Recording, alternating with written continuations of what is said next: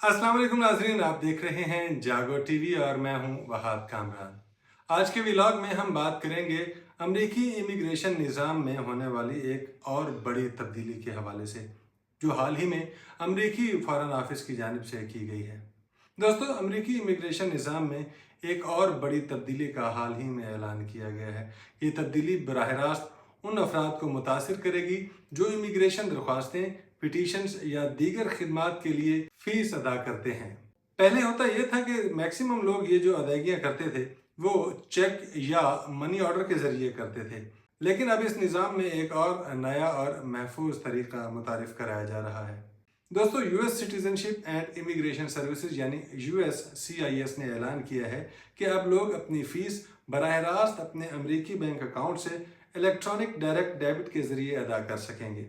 इसके लिए एक नया फार्मूला मुतारिफ कराया गया है जिसे फॉर्म G1650 यानी ऑथराइजेशन फॉर ACH ट्रांजैक्शंस कहा जाता है।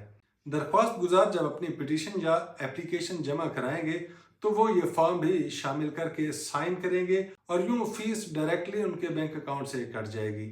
नाजरीन, ये इकदाम अमेरिकी सदर डोनाल्ड ट्रंप के एग्जेक्टिव ऑर्डर के तहत उठाया गया है, जिसका मकसद अदायगियों के निज़ाम को जदीद और मुअस्सर बनाना है। USCIS के मुताबिक इस तरीके से चेक्स और मनी ऑर्डर के प्रोसेसिंग में लगने वाला वक्त और अफरादी क़ुव्वत कम हो जाएगी। साथ ही साथ धोखाधड़ी यानी स्कैम्स, अदायगियों के ज़ाय होने या चोरी होने के खतरात भी नुमायां तौर पर कम होंगे। USCIS के तर्जुमान के मुताबिक हमारे ऊपर अमरीकी अवाम के साथ मुअस्सर और महफूज अंदाज में काम करने की जिम्मेदारी है। हमारी 90% अदायगियाँ अब भी चेक्स और मनी ऑर्डर के ज़रिए आती हैं, जो प्रोसेसिंग में ताख़ीर और धोखाधड़ी के ख़तरे को बढ़ाते हैं।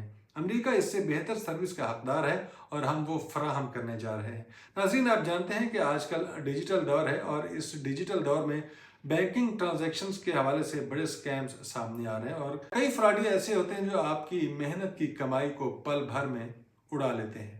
नाजरीन, नई ACH डेबिट अदायगी का ऑप्शन मौजूदा क्रेडिट कार्ड अदायगी वाले तरीके के अलावा है। इसके लिए लोग form G1450 authorisation for credit card transactions इस्तेमाल कर सकते हैं।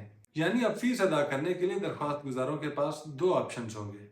ऑप्शन नंबर 1 फॉर्म G1650 है, यानी अपने अमेरिकी बैंक अकाउंट से direct debit. Option number 2 form G1450 यानी क्रेडिट कार्ड के जरिए अदायगी।